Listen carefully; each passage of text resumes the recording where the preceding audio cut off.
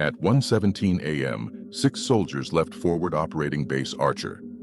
Their mission was simple: investigate the signal.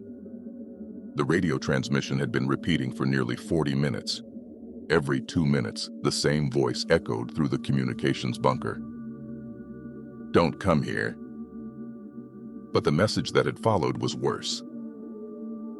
"You already sent us." No one could explain it. And command still wasn't responding. The satellite link remained dead, which meant the soldiers at Archer were completely on their own. 2 armored vehicles rolled slowly through the desert road leading away from the base. Dust swirled in their headlights as they climbed deeper into the mountains. Inside the lead vehicle, Sergeant Mendez sat in the passenger seat. Private Keller sat behind him, holding the portable radio receiver connected to the signal scanner. The device glowed faintly in the dark cabin. The signal was still there, still repeating, "Don't come here." Mendez glanced back at Keller.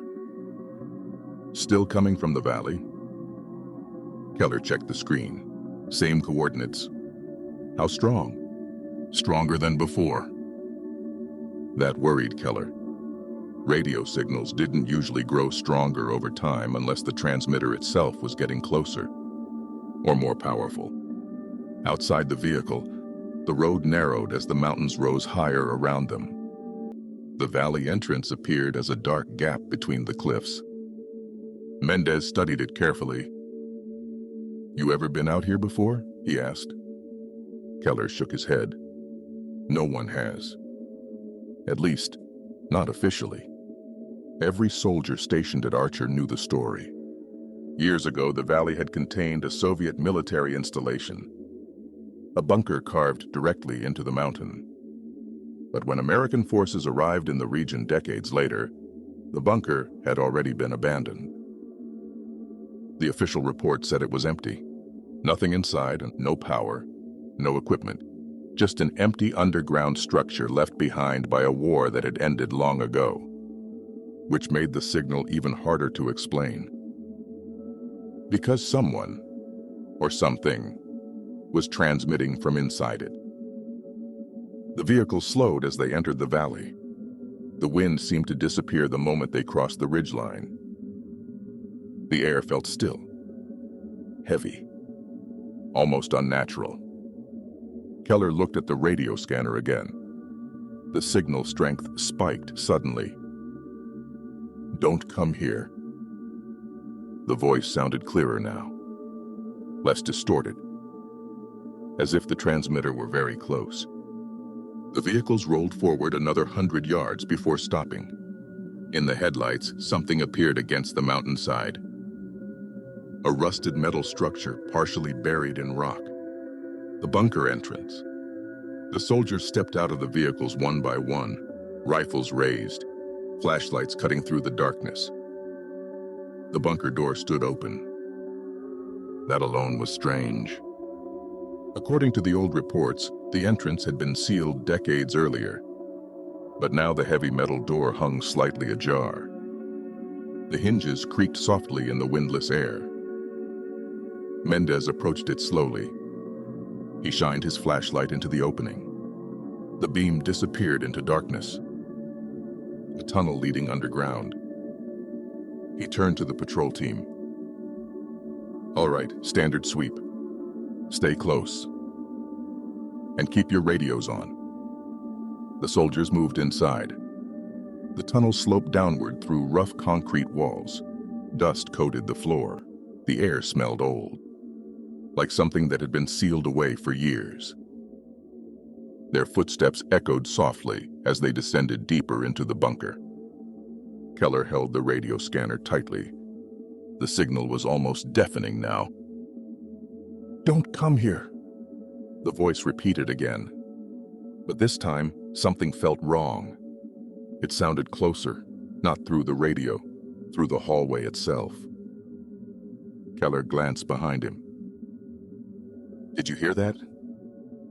One of the soldiers shook his head. "Hear what?" Keller looked down at the scanner again. The signal indicator was nearly maxed out.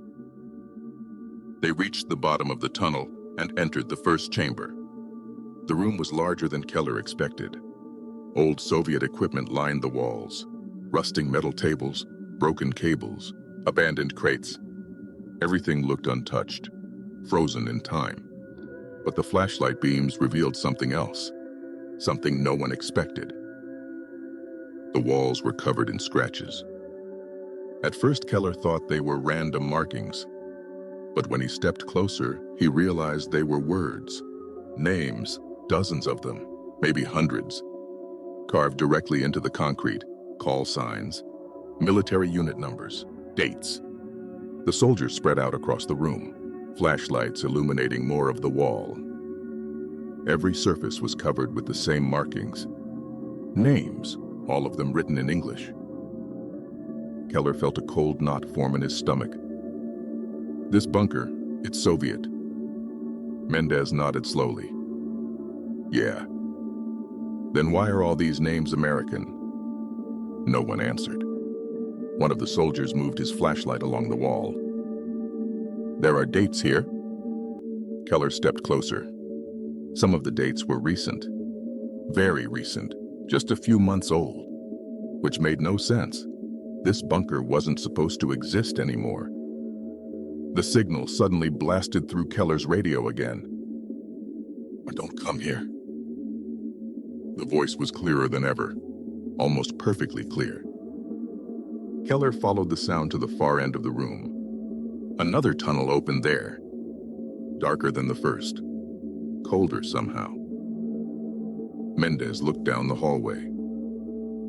Signal coming from deeper inside? Keller nodded. Yeah. Mendez gestured forward. Let's move. The team entered the second tunnel. The walls here looked different, older, more worn, and the floor was covered in dust that had clearly been disturbed. Fresh footprints, 6 sets. Mendez crouched down. These aren't ours. Keller stared at the tracks. They're military boots. Mendez looked up slowly. Meaning someone else has been down here. The radio suddenly crackled again. Don't come here. But this time, the voice said something else. A whisper that echoed through the hallway. You're too late. The soldiers froze. Every flashlight beam swung down the tunnel. Nothing moved, nothing visible, just darkness. Keller's radio scanner suddenly went silent. For the first time since leaving the base, the signal stopped. The bunker fell completely quiet. Then one of the soldiers pointed at the wall. Hey. Keller turned. More writing covered the concrete, names again. But these were different. These were arranged in rows, like a list. Mendez stepped closer. His flashlight illuminated the bottom of the wall. And there, beneath the newest scratches, was a name that made Keller's blood run cold. Because the name carved into the concrete read, Private Daniel Keller. Written just hours earlier. Keller stared at it, his voice barely above a whisper. I didn't write that. Before anyone could respond, the radio burst back to life.